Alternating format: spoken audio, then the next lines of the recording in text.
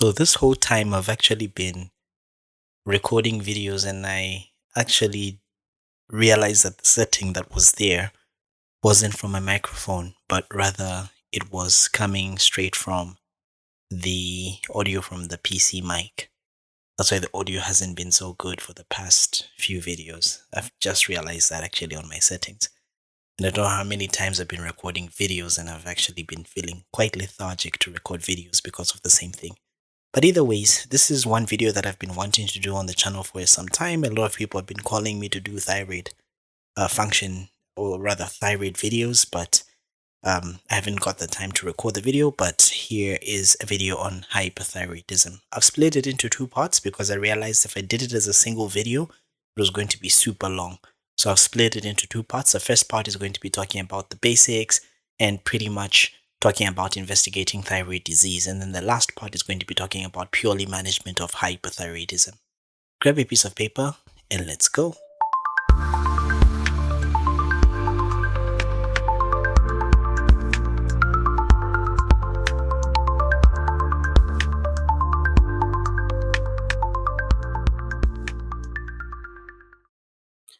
Hello and welcome to MK's Medical Review Series. My name is Dr. Moses Kazevu. This is a series on my YouTube channel where we look at medical topics in depth. Today we're going to be looking at hyperthyroidism. If you haven't yet subscribed to the channel, please hit the subscribe button, hit the bell notification icon so you can never miss on such amazing content every time I post. This is going to be part 1, which is basically looking at an overview of hyperthyroidism. Part 2 is going to look at management of hyperthyroidism, which I will release in the subsequent day, probably over the weekend. So remember that the thyroid gland is part of the endocrine system. Remember that the endocrine system is a collection of these glands that are going to be producing certain hormones. And remember what a hormone is. It's a chemical that is produced at a certain place by a certain cell, and it's going to be released in small amounts into the bloodstream, and it's carried and carries out its effects at different sites, at a distant site from where it was produced. There are different types of hormones. You have the amine hormones, you have the protein hormones, and these are going to be functioning to do different things in the body. The thyroid gland is going to be found in the anterior aspect of the neck, a very important gland in the maintenance of the cardiovascular system, a very important gland that is going to be needed, of course, for the development of the nervous system. It's actually the first gland that's going to be developing in the body, and it develops roughly at around 24th day of gestation. It weighs about 15 to 20 grams, and remember that the parenchyma or the parenchymal cell is going to be the thyroid follicle. These follicles are going to be grouped together to make a lobe, and then, or rather a lobule, and a group of these lobules are going to group together to form a lobe. Remember that the thyroid gland has two lobes. Sometimes you may have an extra lobe, which is known as the pyramidal lobe, but it mainly has two lobes that are joined together by an isthmus. Behind the thyroid gland, you have the parathyroid glands. You may have about 4, even up to 8 parathyroid glands. Remember, these are going to be responsible for production of parathyroid hormone, which is a hormone that is going to be responsible for increasing the levels of calcium in the body. You have about 40 of these follicles that are going to be present inside your thyroid gland. And within these follicles, remember that there's going to be an epithelium that is surrounding. If you look at this diagram here on the right, there's this epithelium that is surrounding, and in the center there you have that colloid. This colloid is going to be consisting of a protein that's known as thyroglobulin, which has a lot of tyrosine residues to it. Tyrosine is the amino acid that is going to be important in the synthesis of thyroid hormones. Then you have some blood capillaries that you have in the interstitium, and you have these cells which are known as clear cells, the parafollicular cells, which produce a hormone that's known as calcitonin. Remember that calcitonin is a hormone that's going to be lowering the level of calcium in the blood. So here is the histology of what it looks like under the microscope. So as you can see here, we have our epithelial cells that are surrounding. Here it's a much bigger zoom out. So here we have our lobule, and then these lobules, these are follicles, and then this is a lobule. Then the entire thing is going to make up a lobe. So this is our lobule here, and then you have our individual follicles. This pinkish material that you see at the center here is what we call the thyroid colloid. And this is where you're going to have the thyroglobulin protein that's going to be consisting of tyrosine residues. Then, of course, you have this blood vessel over there, and you have some cells in the interstitium which are known as clear cells, or which are going to be producing the calcitonin, or you can refer to them as the parafollicular cells. Remember that the control of endocrine glands is under the control of mainly the hypothalamus and the pituitary gland. Remember that if we take a step back, looking at our physiology, the hypothalamus has certain nuclei that are going to be producing certain hormones that are going to be responsible for the function of the anterior and the posterior pituitary gland. Now, the anterior pituitary gland consists of many different types of cells, but there are important types of cells which are known as thyrotropes. Now, inside the hypothalamus, you produce a certain hormone, which is a very small hormone that's known as the thyroid releasing hormone. This thyroid releasing hormone goes and binds to the anterior pituitary gland, specifically the thyrotropes that you find in the anterior pituitary gland, for them to now start producing a hormone that's known as thyroid stimulating hormone. And this thyroid stimulating hormone will have its receptors on the thyroid follicles, and then it will bind to these thyroid follicles, causing them to increase in size, causing them to increase in number, and more importantly, to increase their synthesis and the secretion of T3 and T4, which are the thyroid hormones. T3 is triiodothyronine, and T4 is thyroxine, or tetraiodothyronine.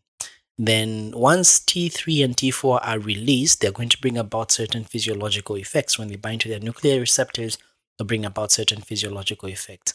But remember that there is a feedback between these hormones that are being produced, because remember that the body doesn't produce what it doesn't need. So there's going to be a feedback back to the anterior pituitary gland to inhibit the production of TSH, and also to inhibit the production of TRH from the hypothalamus, such that if a patient, for example, is producing a lot of TSH, it will stimulate the thyroid gland to release more T3 and T4, and this T3 and T4 is going to go back and try and inhibit the production of the TSH. If there's a tumor that is there, for example, in the pituitary gland, it's not going to be inhibited by this normal feedback loop, because tumors are not going to be responsible, or rather responsive, to these negative feedback loops. So generally, you're going to have that person having a type of hyperthyroidism that's known as secondary hyperthyroidism. Or there could be a problem with the thyroid gland, where the thyroid gland is producing a lot of T3, it's producing a lot of T4, and this is going to inhibit the production of TSH, such that you have high levels of T3, high levels of T4, but low levels of TSH. That is what we refer to as primary hyperthyroidism. We'll talk about it a lot in details when we come to the investigations. But for now, I want you to focus much on this particular diagram that's on your screen and ingest it into your system, because it's very important, because it helps you understand how hyperthyroidism is, the primary versus secondary versus tertiary, and then also it will help you understand thyroid function tests. How exactly is the thyroid hormone synthesized? Remember that most of the iodine that you're going to be getting is coming from the diet, and most of the people that now take iodinated salt, way back, or those people that live in those mountainous areas, they don't have a lot of iodine in their diet. So generally, the amounts of iodine are not so much in their diet. So they are the ones that used to present with a lot of goiters. But now we have iodated salt. There is not so many cases of the goiters that are going to be coming in. So most of the iodine is going to be gotten from your diet. And most of the amino acids are also going to be gotten from your diet. But remember, the most important amino acid that is needed for this is the tyrosine. Now, here is a colloid cell. So remember, or rather a follicular cell. Here you have colloid in the center, and here you have the follicle. So I've taken a snippet of this and enlarged it here so that I can explain exactly what is going on. It looks like it's a very complicated diagram, but I'll try and actually simplify it for you as much as possible. So when you get iodine in your diet, it gets absorbed as iodide over here. So this here is iodide. This molecule here is iodide. Focus on my cursor right now. This molecule here is iodide. Now, once it gets into the bloodstream, let me give you some perspective. So this membrane here that is facing the blood vessel, because remember the blood vessel is on this side, this is known as the basal membrane. This membrane here, which is facing the other colloids, is known as the lateral membrane. Then this membrane here, which is facing the other cells, rather. This membrane which is facing the colloid is known as the apical membrane. So in the basal membrane, you have a lot of sodium potassium ATPase pumps. And remember what sodium potassium ATPase pumps are going to do. They're going to pump out 3 sodium ions in exchange for 2 potassium ions. There is another important channel on the basal side of the membrane, which is known as the NIS, the sodium iodide symporter. Sodium iodide symporter, because it's taking in iodide, it's also taking in a sodium in one direction into the cell. So the energy that you're going to release by the functioning of this ATP, the sodium potassium ATPase, is going to allow iodide to move from the bloodstream into and concentrate itself into these thyroid follicular cell. And this is what we refer to as iodine trapping. This is the first step that you're going to be undertaking when iodine is actually being trapped into these cells. And remember that this is a type of secondary active transport that you're going to be using in this particular case. Now, once the iodide has been taken into these cells, some of this iodide is going to now be pumped out of this cell via a channel that's known as pendrin. Now, pendrin is an antiporter, so it's going to be taking out iodide and taking in chloride, though not shown on this diagram here. So it's taken out into the colloid over there, and you have this iodide. Now, the next step that's going to happen is that there's going to be oxidation of this iodide. Iodide is going to be oxidized. So remember that oxidation is a loss of electrons. Oxidation is the addition of oxygen. So this iodide is going to lose electrons. So once it loses its electrons, then that process is going to be catalyzed by your thyroid peroxidase.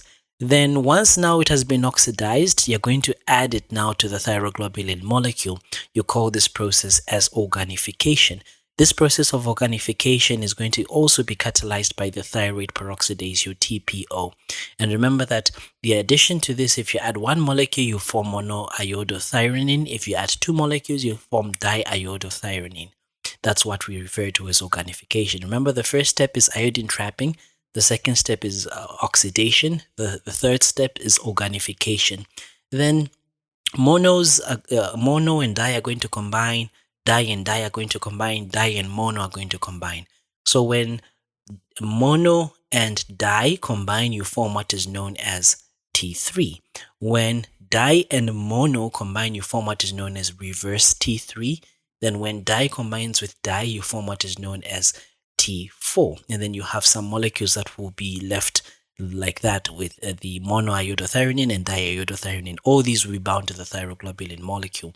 This process of combination of these molecules is what we refer to as coupling. This is also catalyzed by the enzyme thyroid peroxidase. So remember that the thyroid peroxidase is going to be catalyzing the process of oxidation, it's going to be catalyzing organification, it's going to be catalyzing coupling. So it's a very important enzyme, such that if a child is born deficient with this enzyme, it's going to actually lead to congenital hypothyroidism. So once these combinations are happening and there's now a signal from the TSH that has bound to this cell, and remember that this TSH that binds to this cell will stimulate a couple of processes, even stimulation and expression of certain genes in the DNA that result in synthesis of the thyroglobulin molecule, and also it's going to be synthesizing other proteins that are needed in the synthesis of and the transport of the thyroid hormones. Then there's going to be a membrane that's going to pinch out from this apical site, and it's going to get a bit of this thyroglobulin molecule. This process is known as pinocytosis.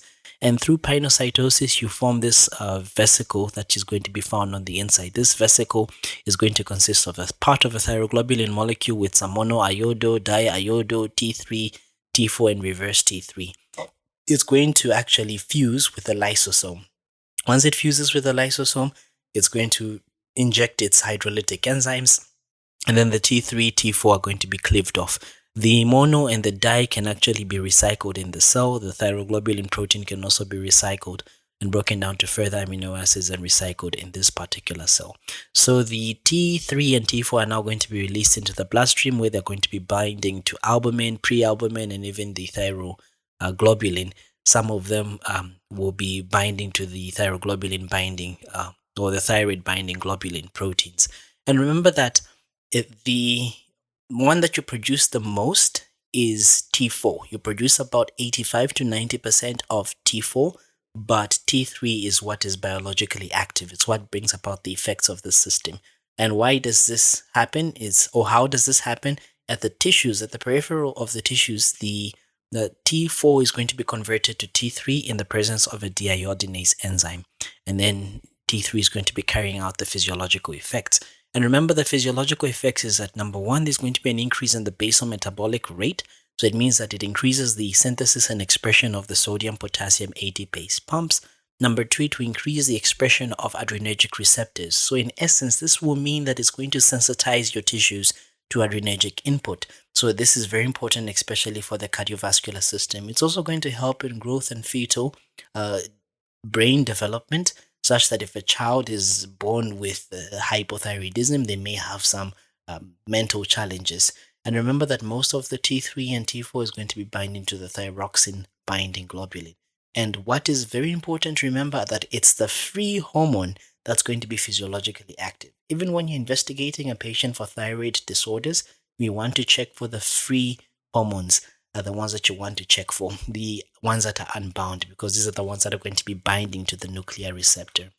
So getting into hyperthyroidism and thyrotoxicosis, when we talk about hyperthyroidism, this is just simply an increase in the synthesis and the secretion of the thyroid hormones T3 and T4.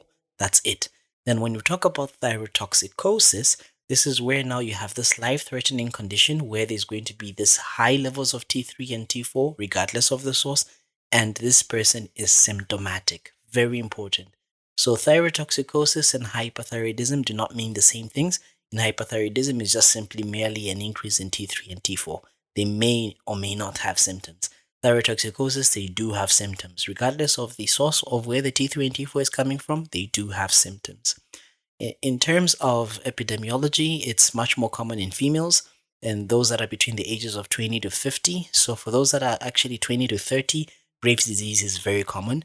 For those between 30 to 50, toxic adenomas are very common. Those that are greater than 50 years, toxic multinodular goiters are common. And it will have a predilection of about 5 to 1 in cases of females to males. Remember that Graves' disease is the most common cause of hyperthyroidism. It occurs in females, and this shouldn't be surprising because most autoimmune conditions occur in females. Maybe it's because of the effects of estrogen and the ratio between estrogen and progesterone.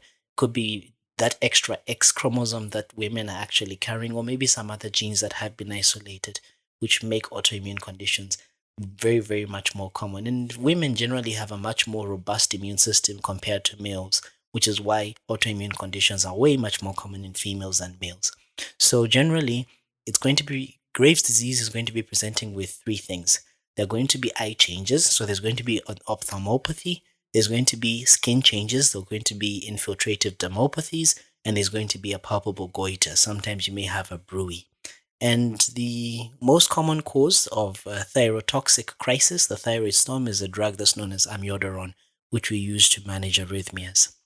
So, what really causes hyperthyroidism? We can classify it as primary, secondary, and tertiary. And I'll get back to this diagram that I showed you earlier on. Remember that the hypothalamus produces thyroid releasing hormone, which stimulates the anterior pituitary gland to produce a thyroid stimulating hormone. Then thyroid stimulating hormone is going to be stimulating the thyroid gland to produce T3 and T4, which feed back to inhibit the production of TSH and to inhibit the production of TRH. Now, when we talk about primary hyperthyroidism, it means that the problem is within the thyroid gland. So the thyroid gland, for whatever reason, is producing a lot of T3 and T4.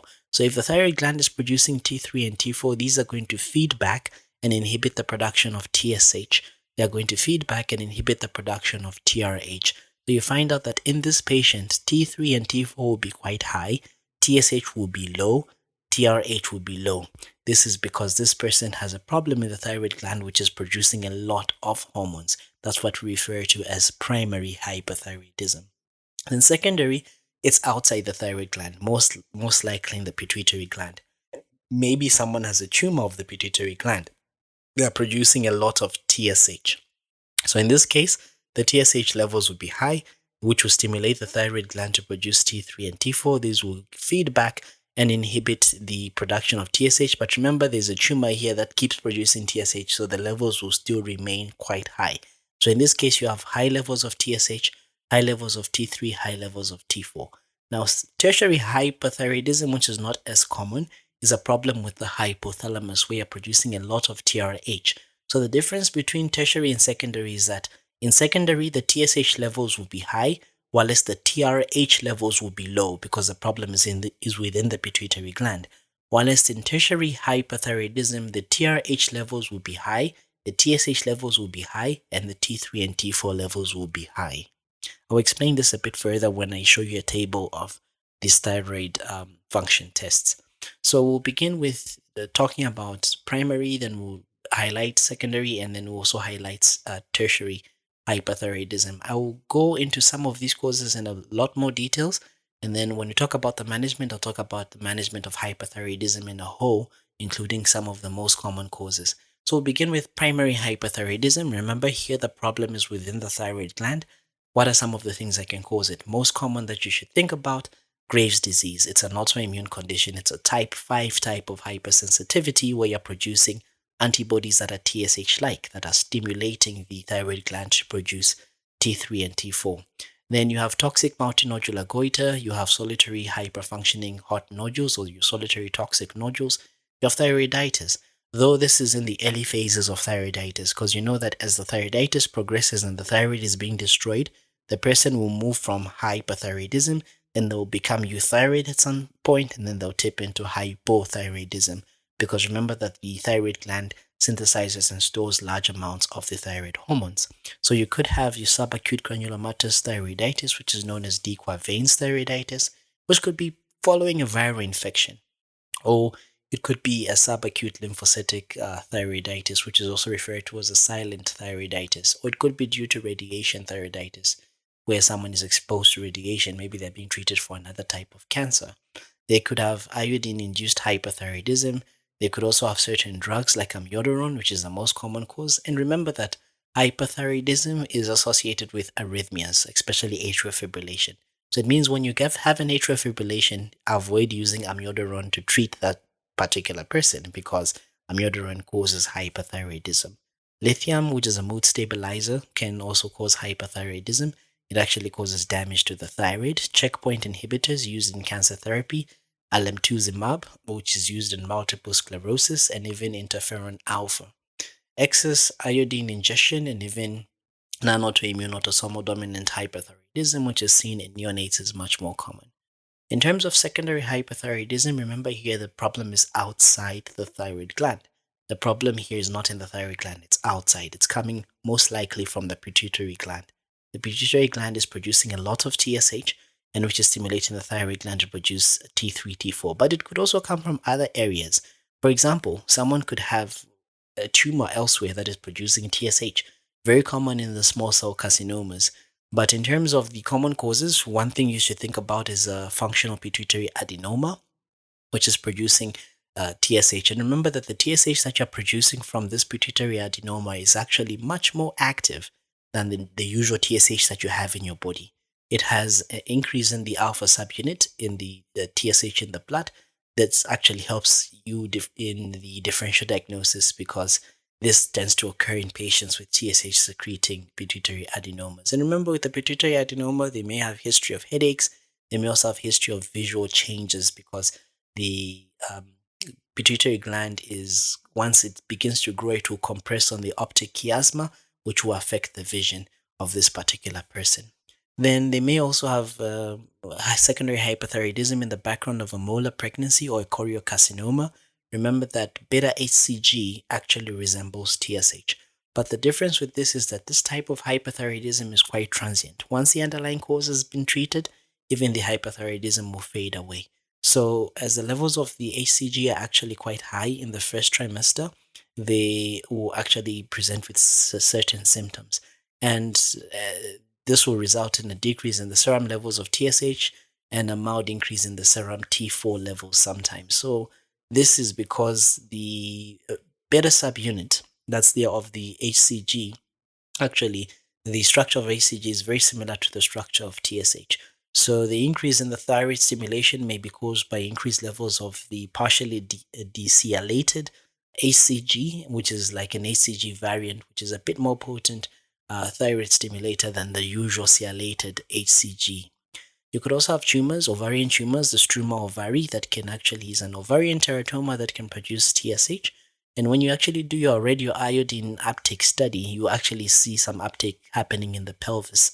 Then you may also have some small cell lung carcinomas. They're very notorious in terms of the paraneoplastic syndromes, producing things that they're not supposed to be producing. Sometimes it could be metastatic thyroid cancer, where there's overproduction of thyroid hormones, which occurs rarely from metastatic follicular carcinomas, especially in pulmonary mets. Then you have the factitious hyperthyroidism, what we call thyrotoxicosis factitial. So this is going to be resulting from accidental ingestion of thyroid hormones. Some medicines that actually are being sold on the market where someone is coming to you and they tell you that you will lose weight in 2 weeks, they could be adding some thyroid drugs to those medications, so you should take them with some caution. In terms of tertiary hyperthyroidism, remember here the problem is within the hypothalamus. So here, the hypothalamus is producing a lot of TRH. This could be in the background of tumors or even certain granulomatous diseases like sarcoidosis or even other masses that are producing this type of hormone. So there is some sort of hypothalamic dysfunction.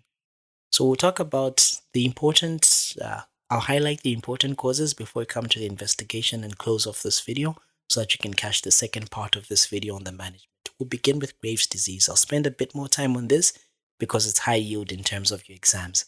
So Graves' disease is also known as base-dose disease. It's characterized by a triad of three things. There's going to be a goiter, which is often smooth. There's going to be exophthalmos or ophthalmopathy. There's going to be dermopathy. So there'll be eye changes, a goiter, and skin changes. It's a type 5 type of hypersensitivity. Remember, type 5 hypersensitivity is a type of hypersensitivity where you're producing antibodies which are stimulatory. So this is actually the most common type of cause of hyperthyroidism. It's much more common in women, about 8 to 1, and occurs between the ages of 20 to 30. So this would be a demographic of a young woman that comes in and they're having a goiter, they're having eye signs, and they have hyperthyroidism. In some rare cases, they may even have some skin changes. So here's an example of this woman who is having, you can see that she's sweating quite a lot on this picture. She's having an enlarged goiter there. And this is obviously due to the stimulatory effects of the thyroid stimulating immunoglobulins. Remember that the thyroid is going to be diffusely enlarged in this case, and it's going to be painless.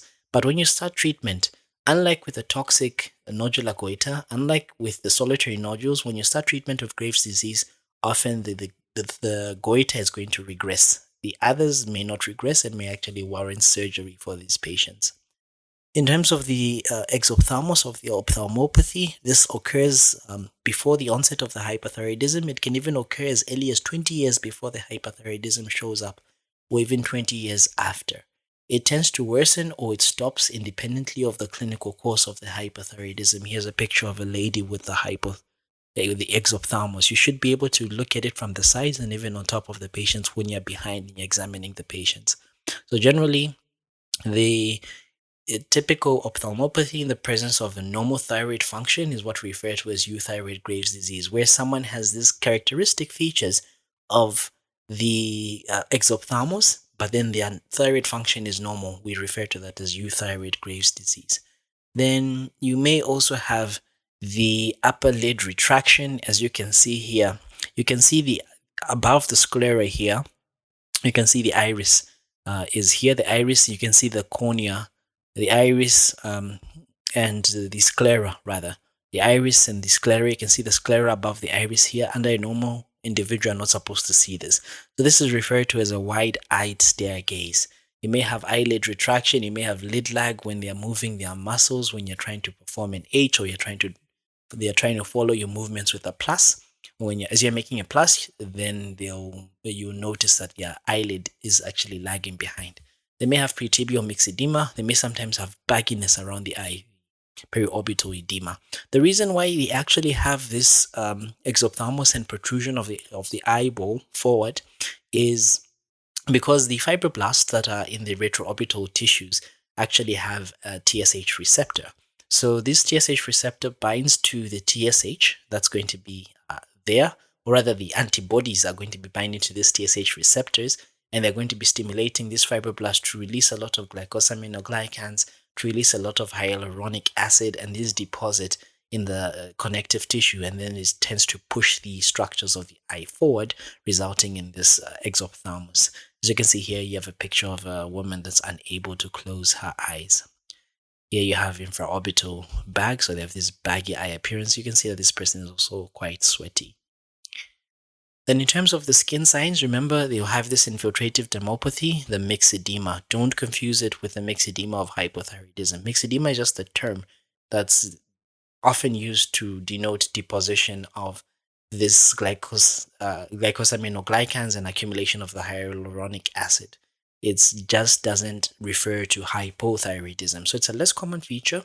We don't really know what really causes it, but what we assume is that these same stimulatory immunoglobulins are actually going to bind to the TSH receptors in the fats, and even in the tissues of the lower limbs, even the tissues of the orbit, and then they're going to release these pro-inflammatory cytokines. There's going to be some inflammation, there's going to be accumulation of the glycosaminoglycans and hyaluronic acid, leading to this same infiltrative type of dermopathy. They'll have this non-pitting type of infiltration by this proteinaceous ground substance.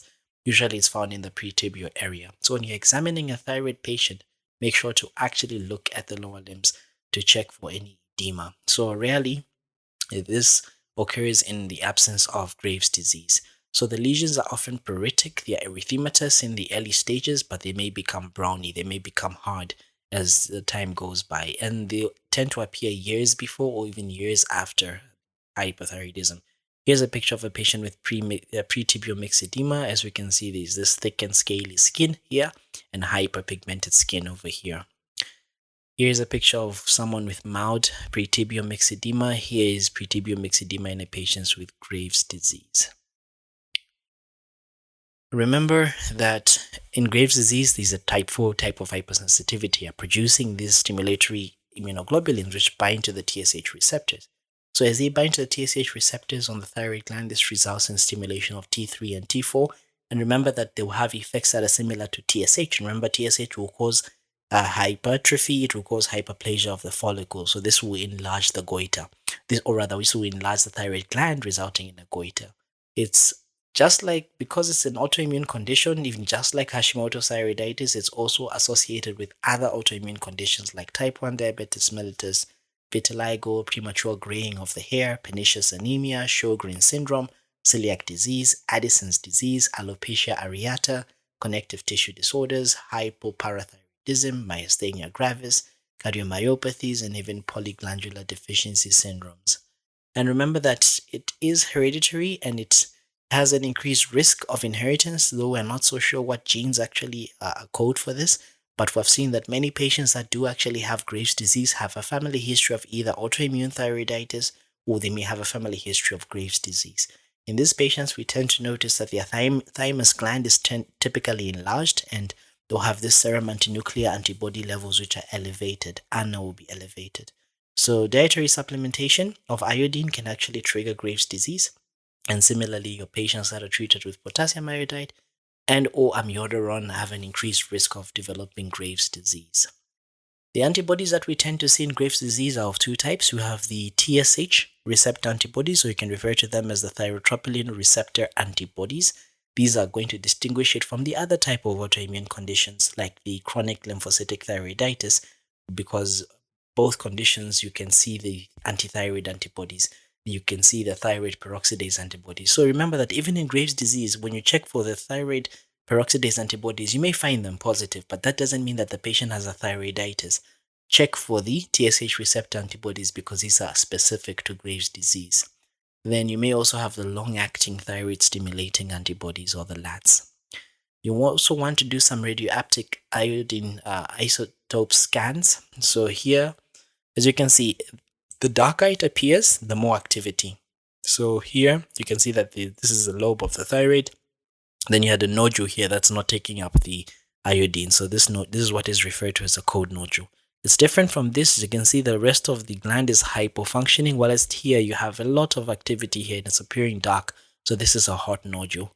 Here you have with the pyramidal lobe, and of course you have diffuse activity in Graves' disease. Here you have multiple areas, hot and cold nodules. This is toxic multinodular goiter. Here you have an autonomous nodule. This could be suspicion for malignancy. The rest of the gland is suppressed. Then here you have a thyroiditis where most of the radioactive isotope uptake is less than 5%. As you can see, most of the thyroid gland here is being destroyed. Here's a summary. So remember Graves' disease, the eye signs, exophthalmos, ophthalmoplegia. You have infiltrative dermopathies like pretibial myxedema. Then you may also have the thyroid acropathy. Then you have the antibodies. The anti-TSH-like antibodies are positive in 90%. Then thyroid peroxidase are seen in about 50% of the cases. Then, of course, the TSH will be low and the elevated T4 is going to be quite high. The thyroid gland is diffusely elevated, or rather enlarged. In terms of the management, despite many trials actually being there's no clear guidance on how to manage Graves' disease optimally. But generally, we want to treat them with antithyroid drugs like carbimazole. They are block and replace regimens that I'll talk about in part 2. We can give them radioiodine treatment. We can take them for surgery. Propranolol is often given initially to block those adrenergic effects. We move on now to toxic solitary and multinodular goiter, which is also known as Plummer's disease. This one is common in people that are above the age of 50. It will present with an enlarged goiter that's going to be quite nodular and it is painless. This is compared to Graves' disease, or rather compared to the subacute granulomatous thyroiditis, where the enlarged thyroid gland is painful. Here it's painless. So generally here it's due to this chronic iodine deficiency, where you have patients that will be going phases where they are given some iodine, some phases they are not given iodine. So there are some phases where the gland is going to be growing, there are some phases where it's not growing. So generally, the chronic iodine deficiency where the TSH production is high, and when they take iodine, the gland will produce excess amounts of thyroid glands of thyroid hormones, because it will have a lot of TSH receptors and it will have a lot of those channels, the iodine trapping channels that are expressed. So sometimes it may result from TSH gene mutations that can cause continuous thyroid activation. So your patients that have the toxic nodular goiter have none of the autoimmune manifestations or the circulating antibodies that we see in Graves' disease. And remember that the goiters that we see in toxic, solitary, and even multinodular goiter do not remit with treatment, unlike with Graves' disease. The radioisotope uptake scan shows multiple foci of uptake, which I already showed you in the previous slide. In terms of inflammatory thyroiditis, there are 3 types that I want you to keep note of. There's Hashimoto's thyroiditis, there is subacute lymphocytic thyroiditis, which is a variant of Hashimoto's thyroiditis, and there's a subacute granulomatous thyroiditis, which is also referred to as Dequaveins. So here there's going to be a transient thyrotoxicosis followed by features of hypothyroidism. Remember that if you're destroying the thyroid gland, you're going to be releasing the hormones that were stored. So there'll be a phase where there's going to be hyperthyroidism. Eventually, there'll be a phase where this person will progress to hypothyroidism. So the inflammatory condition, a high yield point to remember is that they can cause both hyper and hypothyroidism. So here there's going to be destruction which is due to an infection or an immune mediated destruction. So there are certain antibodies that will be present, the antithyroid peroxidase antibodies that will be present. You may also have the antithyroglobulin antibodies being present. In terms of Hashimoto's thyroiditis, just like all the other autoimmune conditions, it's much more common in women, about 10 times more common in women. It will have an acute phase where there's a transient thyrotoxicosis. Eventually, there'll be hypothyroidism. In terms of the thyroid gland, it will be firm and it's non-tender. They will have these positive microsomal antibodies. They'll have positive antithyroglobulin antibodies. They'll have positive thyroid peroxidase antibodies. In terms of subacute granulomatous thyroiditis, this will be a patient that will come in with a history of having some infection. They had a viral infection, a sore throat before, then all of a sudden they're presenting to you with this painful enlargement of the thyroid gland. That is what is going to be brought to you on the exams. So generally, this patient is going to have features of hyperthyroidism, a painful goiter, a raised ESR, and globally reduced uptake of iodine 131. So it may be following a viral or even a mycobacterial infection. Generally, it's self-limiting, so patients don't require treatment. But if there is pain, they can respond quite well to aspirin or even other NSAIDs. And in severe cases, you may require steroids, particularly if they develop hypothyroidism. In terms of subacute lymphocytic thyroiditis, here there is painless enlargement of the thyroid gland. It's caused by autoimmune mechanisms. It can be caused by drugs like amiodarone and lithium, even in the postpartum period. when you do your radioisotope scan, there's a decrease in uptake in these patients. So here's the image again that I've already explained and showed you before. Sometimes primary hyperthyroidism could be due to excessive high thyroid hormone ingestion, and it could be in the form of drugs that you're taking. Remember that amiodarone is going to be consisting of iodine, or sometimes you may take someone for radiological studies and the contrast has iodine in it. So generally, this is what can cause your non-toxic nodular goiters, especially in older individuals. And generally, this one here is going to be the excess iodine that you're taking gives a lot of substrate to a functional autonomous area of the thyroid gland. And remember that the hyperthyroidism will persist as long as the excess hormone is being in the circulation. If that is withdrawn, then it's also going to abate. So there's one phenomenon that I want to explain, actually two. One is known as the Joad-Basedow phenomenon, and the second one is known as the Wolff-Chaikoff effect. So now, the Joad-Basedow is what I've just explained in the previous slide, where you have a patient that has iodine-induced hyperthyroidism. So let's say someone is staying in an area where they have low amounts of iodine in their diet, or low amounts of iodine generally. What is going to happen is that the body is going to sense this and it's going to produce a lot of TSH. TSH will attempt to stimulate the thyroid gland to produce a lot of iodine, but remember that that substrate is not there because generally their diet has low amounts of iodine. So even the amount of receptors that are going to be there on the thyroid gland are going to be more. And the thyroid gland is going to accustom itself to low amounts of iodine. So when you now produce, or you give them a drug, like for example amiodarone, or you give them iodine in large amounts, remember that the receptors on this thyroid gland were upregulated. So they'll take up, they are quite efficient in taking up the iodine. Now if you provide them with a lot of iodine, they uptake a lot of this iodine, and they produce a lot of the T3 and T4. This actually causes hyperthyroidism. We refer to this as a Joad-Basedow phenomenon. The Wolff-Chaikoff effect is a bit different. Here now we give this person excess iodine in order to actually stop the uptake. Now in terms, how does this work? So remember that sodium iodide symporter that I talked about? If you have very low levels of iodine, it doesn't work. If you have very high levels of iodine, it gets inhibited. So if you give them excess amounts of iodide, this actually causes the thyroid gland to actually stop taking the iodine. And this is what we see with potassium iodide when we give them potassium iodide. And especially just before surgery when we want to reduce the vascularity of the gland. In terms of, last but not least, the non-autoimmune autosomal dominant hyperthyroidism, this is seen in infants. It's going to be resulting from mutations in the TSH receptor, which can produce continuous thyroid stimulation.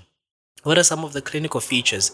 So these ones are the same, regardless of all the causes that I've talked about, whether it's primary, whether it's secondary, whether it's tertiary, they are all the same. But the only difference is that those that have Graves' disease will have additional features of ophthalmopathy, which I pointed, the lid lag, the lid retraction, the exophthalmos, and they'll have an infiltrative dermopathy, the myxedema.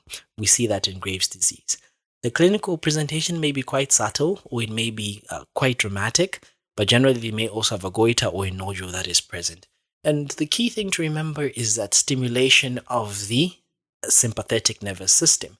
So we liken hyperthyroidism to switching on your car, stepping on the exhaust pipe and the car is not moving but just stepping on the exhaust pipe. So you're burning up the fuel. Remember that the thyroid hormones are the fuels of the body. So generally this person is going to be enhanced sensitivity to adrenergic hormones. So they'll be nervous. When you think about the CNS, they'll be nervous. They'll have this heat intolerance, excessive sweating, palpitations, increase in appetite. But even though they're eating quite a lot, they are losing a lot of weight. They may have insomnia, weakness, fatigue, frequent bowel movements, which could be occasionally diarrhea, hypomenorrhea. And the signs may include this warm, moist skin. They may have tremors, tachycardia, a wide pulse pressure, and atrial fibrillation. So remember, all patients with atrial fibrillation, do thyroid function tests on them. The older adults with hyperthyroidism, especially the toxic nodular goiters, may have symptoms similar to depression or dementia. Most of them do not have the exophthalmos or the tremors. Remember that atrial fibrillation, syncope, altered sensorium, heart failure, and weakness are more likely. So here's a picture to help you remember the different signs and symptoms of hyperthyroidism. You can pause the video, have a look at this.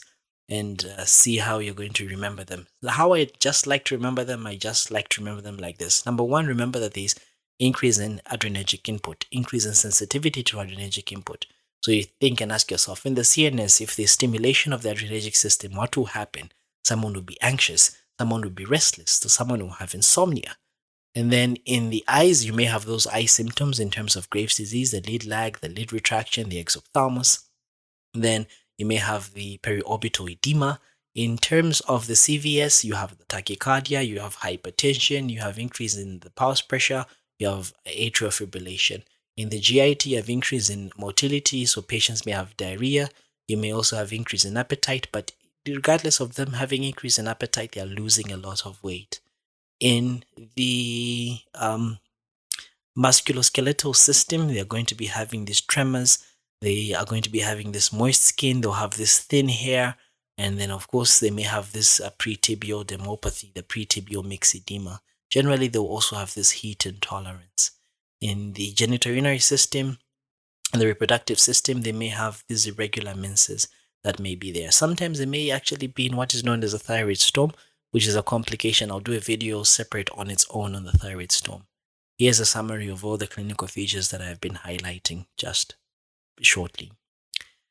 How do we investigate these patients? Lastly, we want to do a thyroid function test. Now, you may be asked, of the three, TSH, free T3, and free T4, which one would you order first? So for all your patients, if they can't afford, at least do a TSH, because it's the most sensitive test in terms of thyroid disorder.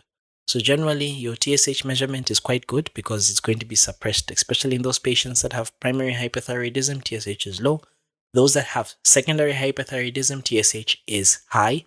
Those that have tertiary hyperthyroidism, TSH is high. Now, how would you distinguish between secondary and tertiary? You can order for a TRH assay. So once you check your TRH, in secondary, it's low. In tertiary, it's high. Then once you do your TSH, you also want to do your free T4. The reason why we don't do our bound or total T4 is because the one that is physiologically active is the hormone that is free. So the free T4 may be increased, however, it can be falsely normal in true hyperthyroidism, especially in patients that have systemic illness. Or it can be, similarly, it can be falsely low in patients that have euthyroid 6 syndrome. For those patients, for example, that are critically ill, that peripheral conversion of T4 to T3 doesn't really happen. So generally, you have quite high levels of this T4 because it's not being converted to T3.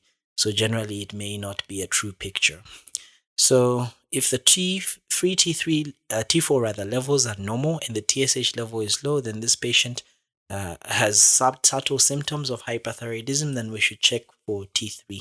We measure the T3 because sometimes it could have a T3 toxicosis. So here, let's work through this table and then see what's happening. So the first thing that we'll do is TSH. If that is normal, you do a free T4 and T3 and they're normal, there's no problem with this patient. Now, if you do your TSH and you find out that it's low, it means TSH is being inhibited. Remember that there's that negative feedback inhibition that's happening of the thyroid hormones. So it means that if T4 is high, it means that this person here has a primary problem. The problem is in the thyroid gland. They have high T4, high T3, and low TSH. That is what is known as a primary hyperthyroidism.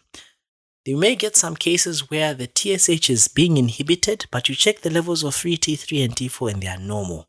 This person doesn't have symptoms. That's what we refer to as subclinical hyperthyroidism. They may progress to overt hyperthyroidism or they may remain subclinical, but remember with subclinical hyperthyroidism, there is a higher risk of vascular dementia, or rather dementia, there's a higher risk of atrial fibrillation. So often we want to monitor these patients closely and treat them. In some cases, you may have low levels of TSH, but you have normal levels of T4, high levels of T3. We call this as T3 toxicosis, where most of this T4 is being converted to T3. Then you may have low levels of TSH, high levels of T4, and normal levels of T3. We see this in thyroiditis. We see this in ingestion of T4. We see this in hyperthyroidism in the elderly patients. I won't go into details of the euthyroid 6 syndrome and hypothyroidism because I'll cover those in the lectures of hypothyroidism. What other investigations do we want to do? If for women of reproductive age, a beta HCG level to rule out pregnancy, molar pregnancies, choriocarcinomas, and even gestational thyrotoxicosis.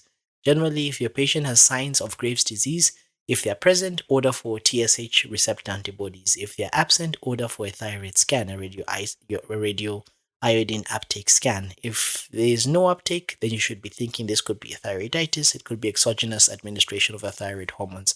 So also order for these other antibodies like the antithyroglobulin antibodies and even the antithyroid peroxidase antibodies. And this is the uptake scan, which I've already talked about. Do a lipid profile. Generally, you're going to see a decrease in total cholesterol, a reduction in LDH and LDL rather, and HDL. Get an ECG to rule out atrial fibrillation, though you may see some tachycardia. Then if they have a nodule, do an ultrasound, do a fine needle aspiration and cytology. And if there's thyrotoxicosis factitia, which is suspected, do your serum thyroglobulin levels. And usually it's low or it's low normal, unlike in all the other causes of hyperthyroidism. Just shortly, subclinical hyperthyroidism, I've already talked about it. Here, something is suppressing the levels of TSH. So the levels of TSH are very low. And you're anticipating that you're going to be seeing T3 and T4, which are high. But in this case, T3 and T4 are normal. So you have very low levels of TSH, less than 0.1 milli international units per liter, with normal levels of T3 and T4, and they have no symptoms or minimal symptoms of hyperthyroidism. We call that a subclinical hyperthyroidism. It's far less common than subclinical hypothyroidism, and generally, this is what we see in patients that are taking the levothyroxine. Maybe the dose is a bit high. So remember that these ones are at risk of atrial fibrillation, they're at risk of reduced bone density, they're at risk of fractures, they're at risk of increased mortality, even dementia. So these patients must be managed quite with caution. So your TSH levels will often revert back to normal, and so the levels that are persistently low means that you should treat your patients. So a reasonable treatment is actually a trial of low-dose antithyroid drugs, and you can actually try them for 6 months in an effort to get this patient into remission. So that's the end of part 1. We will look forward to seeing you in part 2. Stay tuned till the next video. My name is Dr. Moses Kazevu. If you haven't subscribed, what are you waiting for? Hit the subscribe button. To Zambia and beyond. Till next time, bye-bye.